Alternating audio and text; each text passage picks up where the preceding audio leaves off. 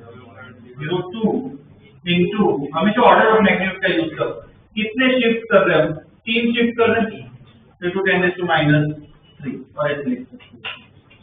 ये अपना फॉर्मूला, ठीक है। तो ऐसे भी चलेगा, ये भी चलेगा, दोनों, ठीक है। पॉइंट के बाद वो आंसर ध्यान रखिए, ठीक है। तो ऐसे क्या है, रूल होते हैं प्लस माइनस। ये हमने केस वन किया है, प्लस और माइनस का मल्टीप्लिकेशन डिवीजन भी आ सकता है। वो कौन सा है? केस 2 है, उसमें अलग रूल लगता है, ठीक है। केस 2 लिखो, multiplication and division, multiplication and division, multiplication and division, उसमें रूल चेंज हो जाता है, ठीक है। तो उसमें रूल लिखवा रहा हूं, देखो, the final result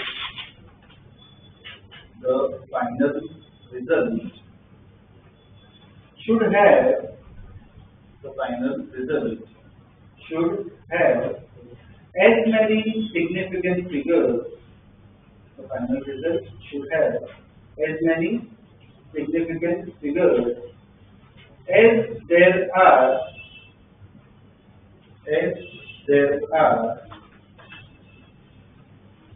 in the original number, as there are in the original number with least significant figures,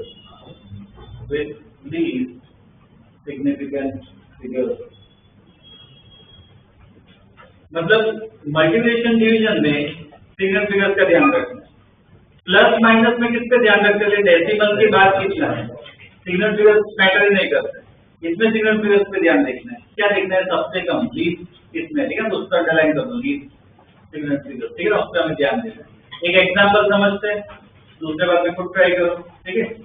देखो एग्जांपल में, mass m equal to 4.237 gram, 4.237 ग्राम।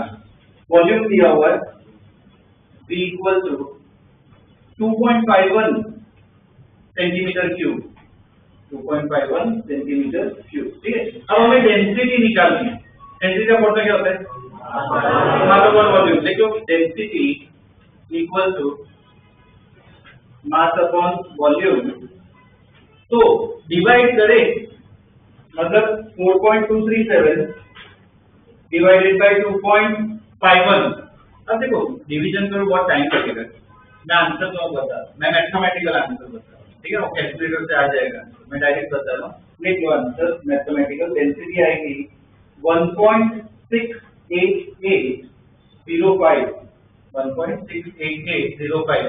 तुम्हें डेंसिटी का फॉर्मूला पता है, तो फॉर्मूला से तुम यूनिट लिख सकते हो। मास अपॉन वॉल्यूम है तो क्या आएगा? ग्राम पर सेंटीमीटर क्यूब, ग्राम पर सेंटीमीटर क्यूब, ठीक है। अब ये रूल फॉलो करते हैं, पहला है साथ में करते हैं, बाकी अपने आप ट्राई करो। पहले में अब डेसिमल वाला भूल जाओ, सिग्निफिकेंट फिगर देखो। पहले में कितने सिग्निफिकेंट फिगर थे? 4, दूसरे में कितने? 3। तो फाइनल आंसर में कितने होंगे? 3। तो क्या आना चाहिए? 1.69 क्या 1.69 राउंड ऑफ तो हमेशा करना है, ठीक है ना। तो फाइनल आंसर क्या आएगा? 1.69 ग्राम पर सेंटीमीटर, ठीक है ना। इसमें सिग्निफिकेंट फिगर्स देखो ओवरऑल, ठीक है। एसएफ कितना आएगा? 3, ठीक है। जो सबसे कम है वो देखो, ठीक है। और क्वेश्चन दे रहा हूँ, जिसको कोई भी डाउट हो, रूल ना समझ में मैं आगे समझा दूंगा, ठीक है। पूछ लेना, डिस्कस कर लेंगे। नेक्स्ट क्वेश्चन देखो,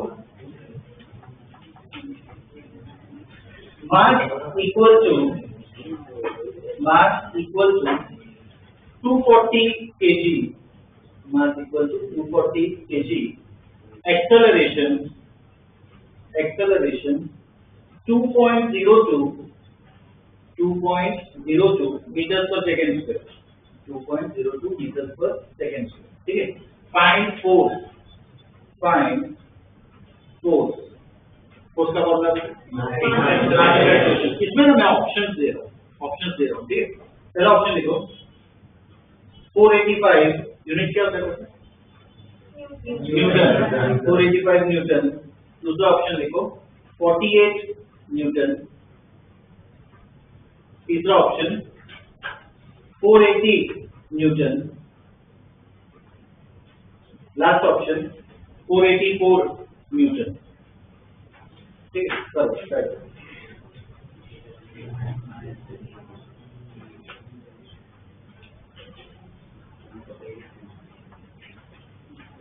हो गया।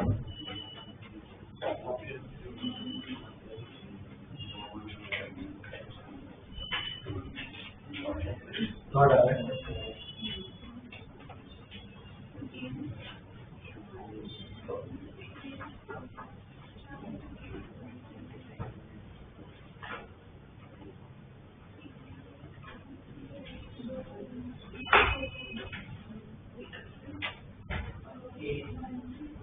मैथमेटिकल आंसर तो क्या है?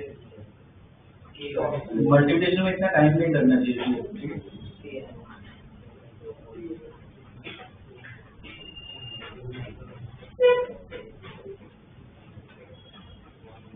रूल ध्यान में रखना है, रूल बहुत जरूरी है। तो मल्टीप्लिकेशन रूल है वो फॉलो करना। मैथमेटिकल आंसर बोल दो एक बार, वो तो ऐसे सबका सीमा है। कितना 484.80 न्यूटन। ठीक है, ये मैथमेटिकल आंसर। अब वो रूल फॉलो करके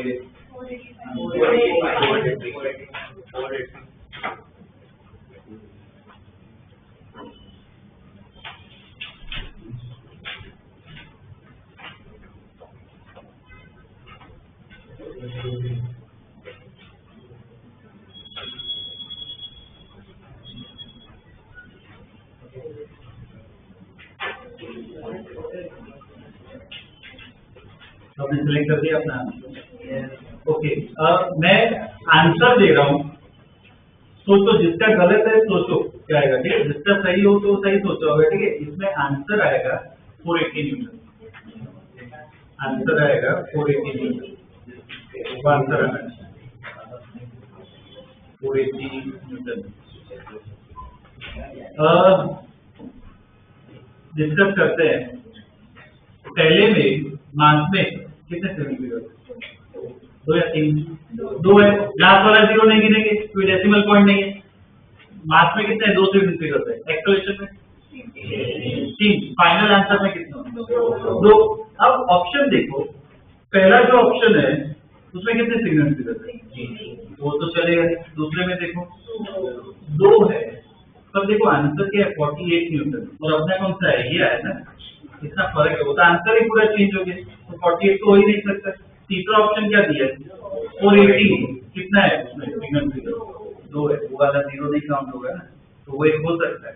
लास्ट ऑप्शन कौन सा है? 3 सिग्नल नहीं चलेगा। तो ऑप्शन कौन सा है? ये ना 480 न्यूटन। ठीक है,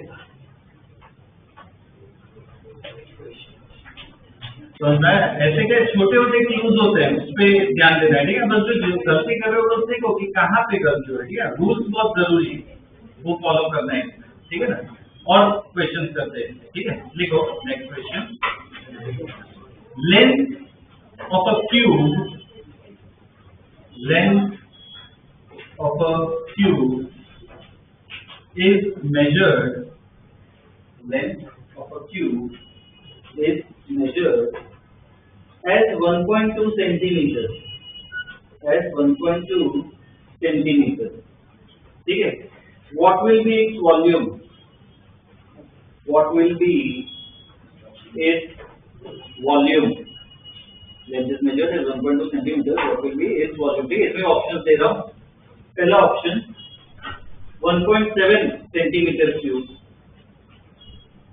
दूसरा ऑप्शन 1.73 सेंटीमीटर क्यूब।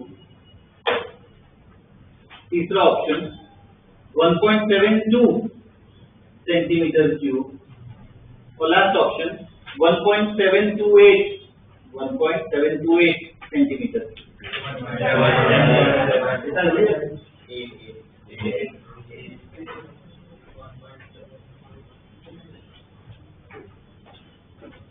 कैलकुलेशन जल्दी कर दिया या भूल लगा?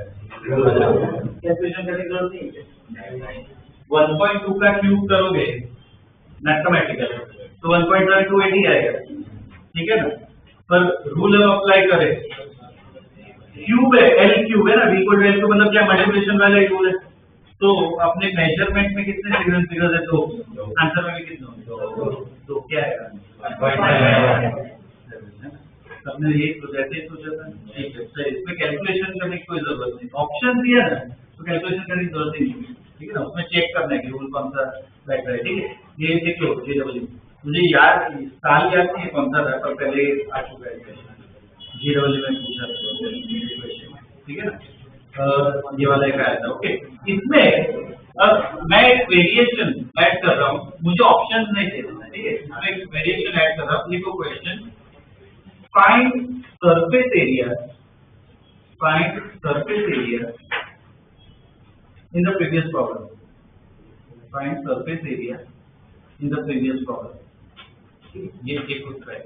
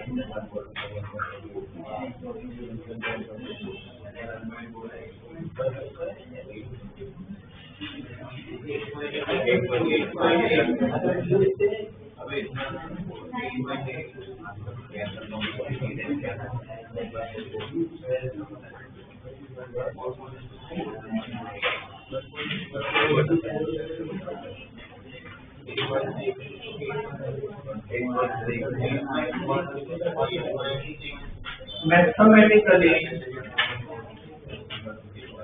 सरफेस एरिया जो है क्या होता है फॉर्मूला? स्क्वायर। मैथमेटिकली आंसर बोलो 8.64 सेंटीमीटर स्क्वायर, ओके। अब एल में कितने थे? 2 सिग्नल थे। ये 6 को गिने या नहीं? अगर मैं सिर्फ 6 को गिनूं तो कितने सिग्नल थे? 1.2 में कितना है? 2। पर ये 6 को गिनो या नहीं गिनो? ये हमने जो पहले क्लास में आया था वो डिस्कस किया। सिर्फ अकेला अगर नंबर आए तो उसके सिग्नल इनफाइनाइट है, मतलब ये 6 को 6 ही रखना है, उसको कभी कांस्टेंट नंबर को नहीं देखना। जो मेजरमेंट होता है ना उसको ही देखना होता है। तो अपने मेजरमेंट में कितने हैं? 2। फाइनल आंसर में क्या आएगा? 2 है। तो क्या आएगा? 8.6 या 7? 4 है ना, क्या आएगा? 8.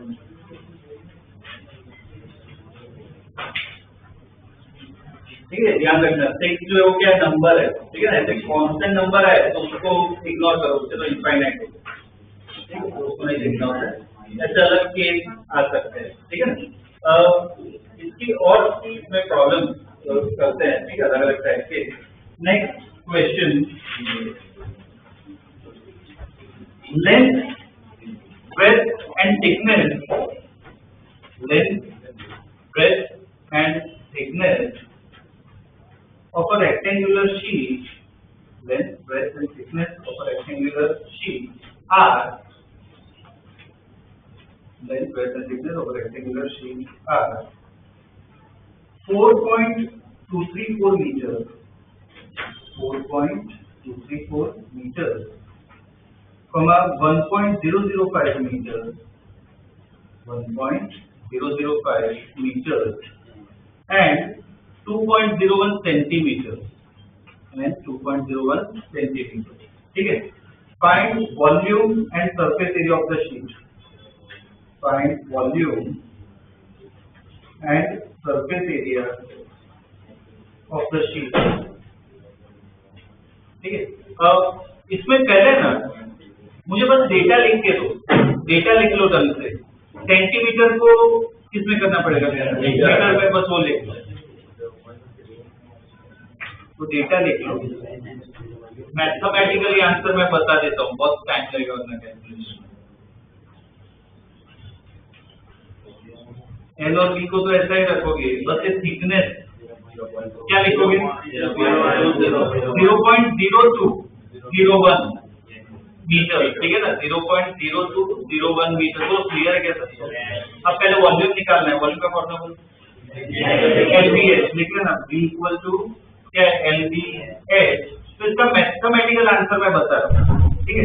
V इक्वल टू लिख लो, मैथमेटिकल आंसर है 0.0855289 0.0855289 मीटर क्यूब, ठीक है। अब अपने हिसाब से रूल लगा के चलते हैं।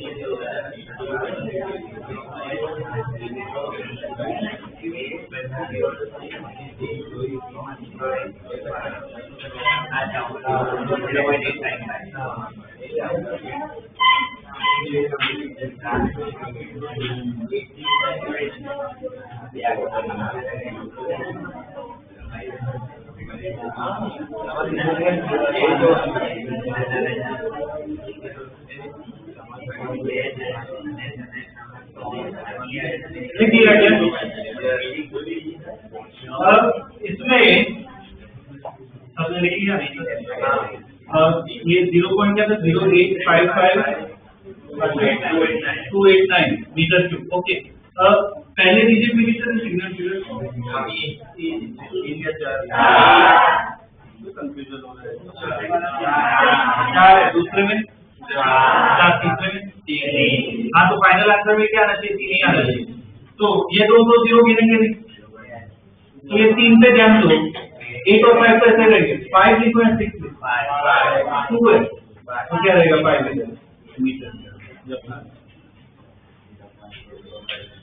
ठीक है। अब और क्या पूछा है? सरफेस एरिया, सरफेस एरिया का पहले फॉर्मूला लिख लो। सरफेस एरिया उसमें भी मैथमेटिकल आंसर मैं बता देता हूँ। सरफेस एरिया का फॉर्मूला लिख लो,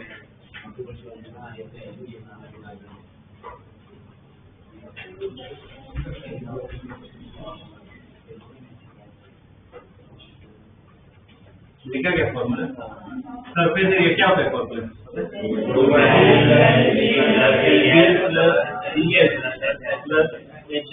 ये फॉर्मूला है। अब देखो सबकी वैल्यूज डालोगे, ऐड करोगे तो फाइनल आंसर आ जाएगा। तो मैथमेटिकली जो आंसर आ रहा है वो लिख लो, ठीक है। मैथमेटिकली आंसर लिख लो, इक्वल टू 8.72 09478 मीटर स्क्वायर, ठीक है, ये आंसर आएगा। अब इसमें देखो, इसमें पहले मुझे बताओ कौन सा रूल लगाओगे? क्या एडिशन भी है, मल्टीप्लिकेशन भी है, एडिशन मल्टीप्लिकेशन दोनों है, तो इसमें क्या करोगे? कौन सा रूल लगा के? पहले मल्टीप्लिकेशन होता है या एडिशन होता है? इतना क्लियर है ऑर्डर, पहले इधर मल्टीप्लिकेशन होता है, बाद में क्या हो रहा है? एडिशन। तो जो लास्ट में होता है ना उसके रूल्स फॉलो करते हैं। तो लास्ट में क्या हो रहा है? एडिशन हो रहा है। एडिशन का रूल क्या है? पॉइंट के बाद जो सबसे कम हो उस पर ध्यान दें, ठीक है। कर लो, देखो आंसर लिखो।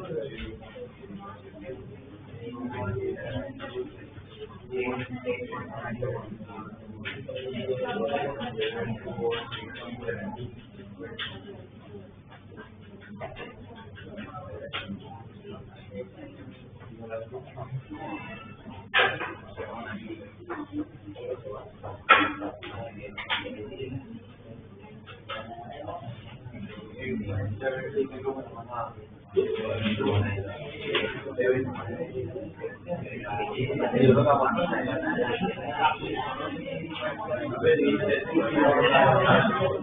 गया क्या? ओके, पहले में एल में याद करो, एल में पॉइंट के बाद कितने? तीन है, बी में तीन और उसमें चार। ओरिजिनल रीडिंग देखो, दो, ध्यान रखना है, ओरिजिनल रीडिंग देखो। तो पॉइंट के बाद कितने? दो। तो पहला आंसर में कितना होना चाहिए? दो होना चाहिए। क्या आएगा? 8.7 यूनिट हमेशा लिखना, ठीक है। ये रूल ध्यान में रखना, कॉम्बिनेशन है ना तो जरूरी, ठीक है। ऐसे आते नहीं है, चेंज पर यूज करवा दीजिए, ठीक है। ये एक पार्ट ध्यान में रखना है। Okay, next question,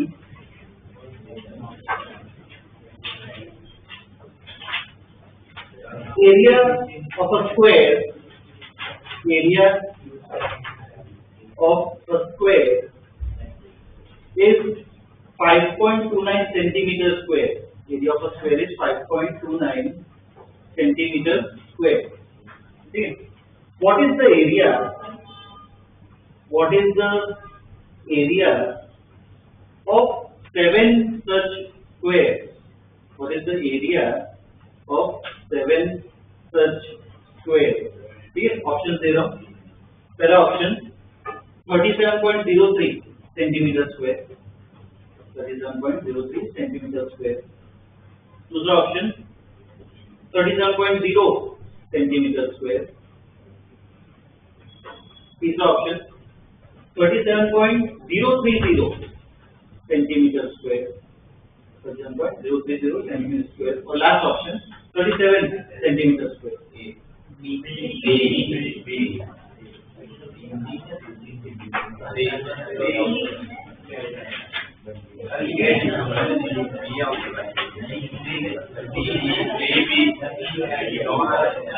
Notation is a virtue. आराम से सोच समझ, ठीक है, एक ही जान।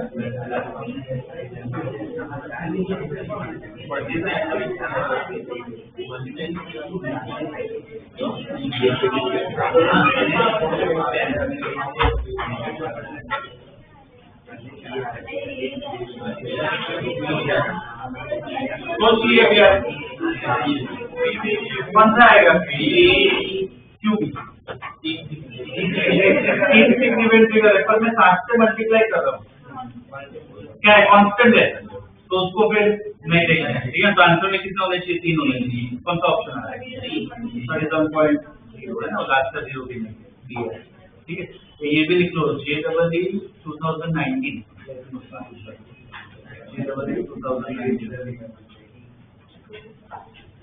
ठीक है। ये एक हो गया। इको प्रॉब्लम कर लेते हैं, क्लास प्रॉब्लम कर लेते हैं। लिखो 4 सेट मतलब 4 सेट भी हो गए, 4 set of A, B and C, 4 sets of A, B and C are given below,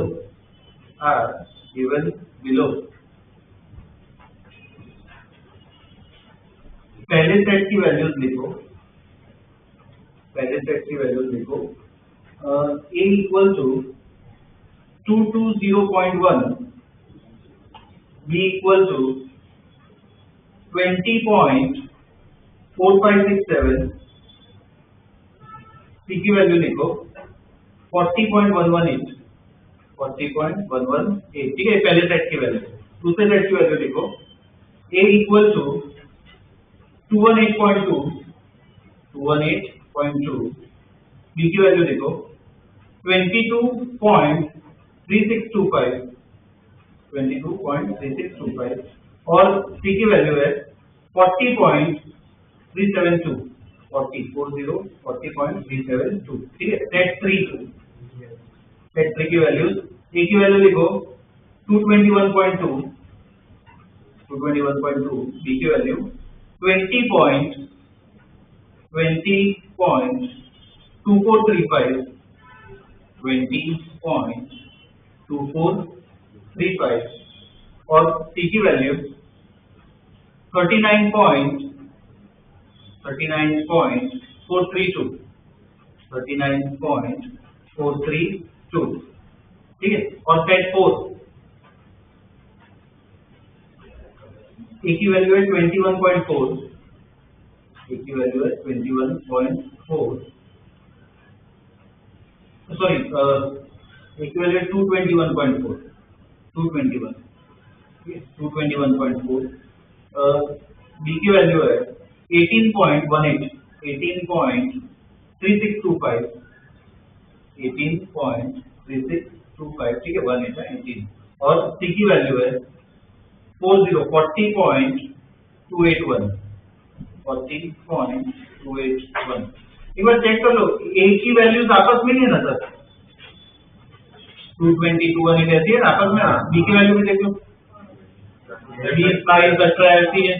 C की आपस में ही है ना सब वैल्यू। ओके, क्वेश्चन लिखो कौन सा 18.3625 और C है 40.281, 40.281 ठीक है। लिखो arrange their sum small d, arrange their sum small d मतलब सबको d सिंबल दिया, arrange their sum small d in increasing order, in increasing order. मतलब क्या है, जैसे A plus B plus C पहले सेट का करो, दूसरे सेट का, तीसरे सेट का, चौथे सेट का और ऑर्डर सेट का, ठीक है। अब कुछ तो कौन सा रूल लगाओगे, क्या करोगे?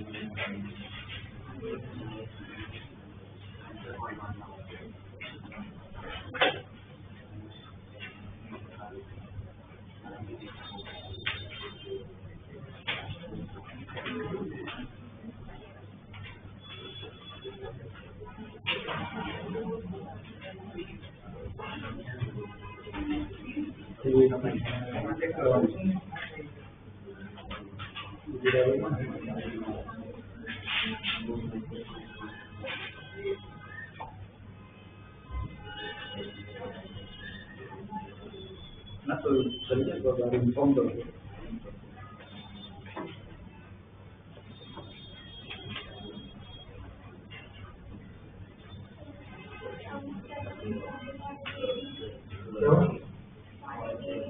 नहीं ABC इस सेट का करो, इस सेट का बंद करो, इस सेट का ABC का बंद करो।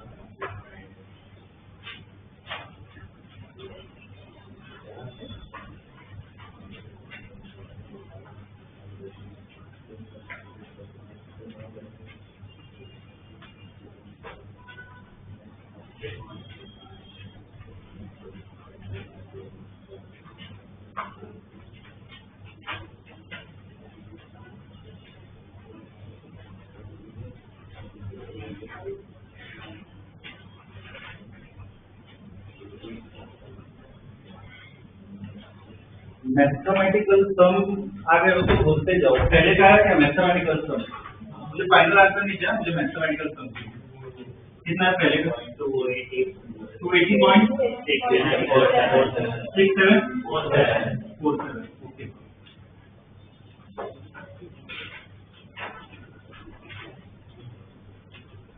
बाकी के भी आते जाए तो बोलते रहो,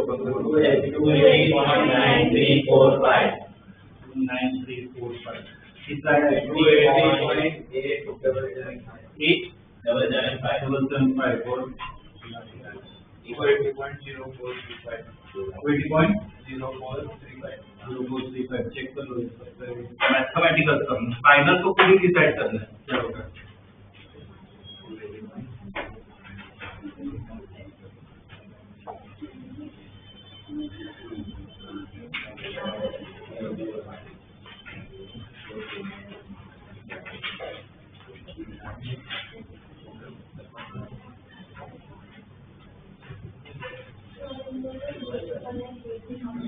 हाँ तो कैसे सबसे कम किसका है?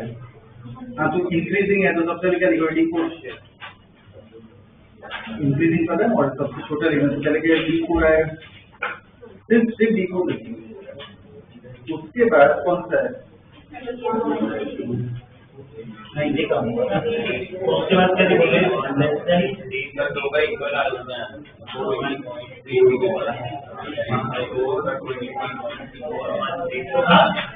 ये दो का सेम है, ठीक है, इक्वल इक्वल साइन डालना है। 4 1 सबका अलग अलग है क्या?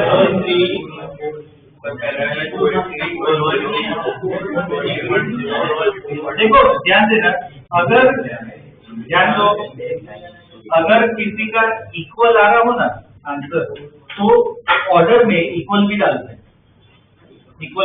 हैं, इसमें फाइनल आंसर लिखे गया था इसका क्या? अच्छा भूल क्या पॉइंट के बाद कितने सबसे कम 1 8 एक ही दिखाना चाहिए, तो इसका आंसर बोलो 20.7 राउंड फिगर होगा, इसमें 20.9, इसमें 20.9 280.0, ठीक है ना? सबसे कम किसका सम है? 280.0, तो सबसे पहले क्या लिखोगे? डी को, उसके बाद किसका है? Greater than less than D1, उसके बाद ये दो का सबसे ज्यादा है और देखो इक्वल है तो क्या लिखोगे? इधर D2 इक्वल टू D, ऐसा लिखना।